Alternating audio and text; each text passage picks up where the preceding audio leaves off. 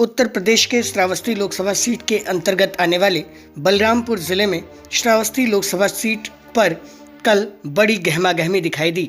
नामांकन का आखिरी दिन 6 मई होने के कारण तमाम राजनीतिक दलों और निर्दलीय पक्ष के लोगों ने अपना नामांकन पत्र दाखिल किया।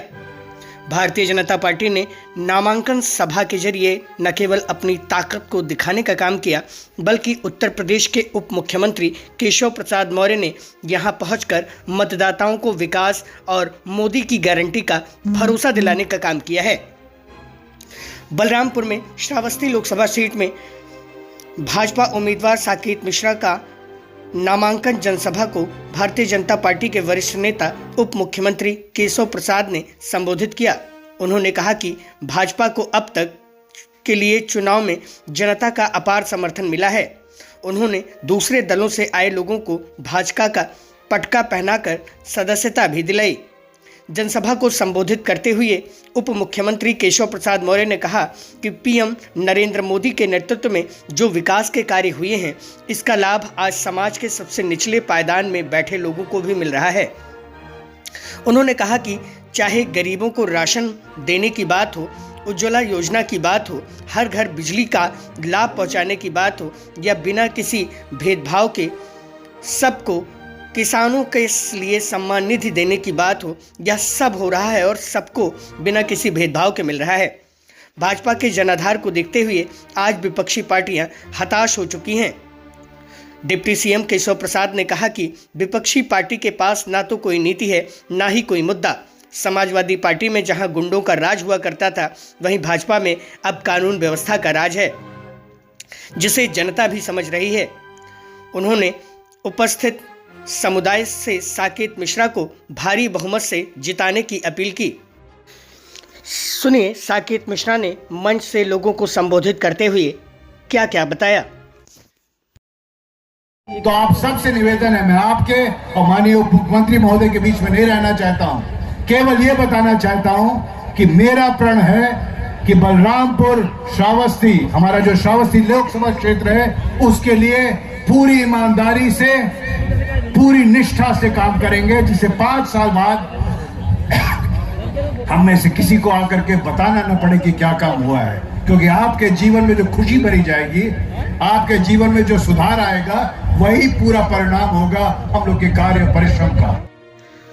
सुनिए उत्तर प्रदेश के उप मुख्यमंत्री केशव प्रसाद मौर्य ने मंच से संबोधित करते हुए आम जनमानस से भारतीय जनता पार्टी की किन किन योजनाओं को गिनाने का काम किया।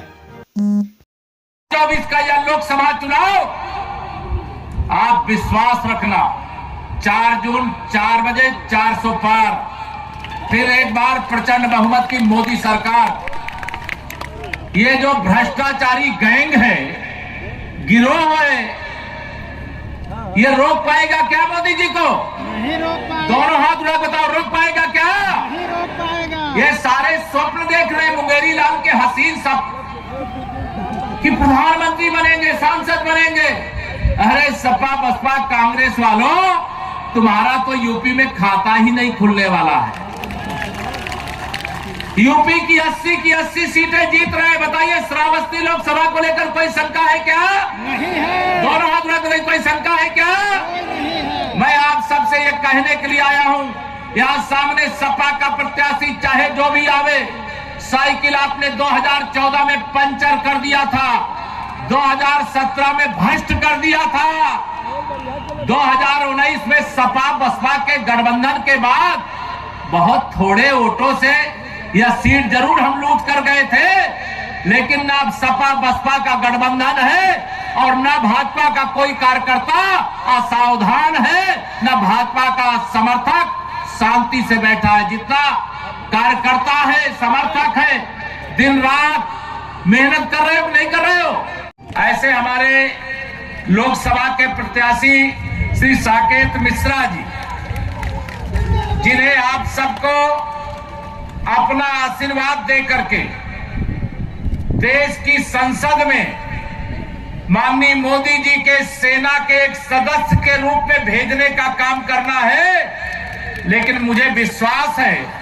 आप सांसद बना करके भेजोगे, लेकिन वहां से कुछ और बन करके आएंगे, ये विश्वास रखना।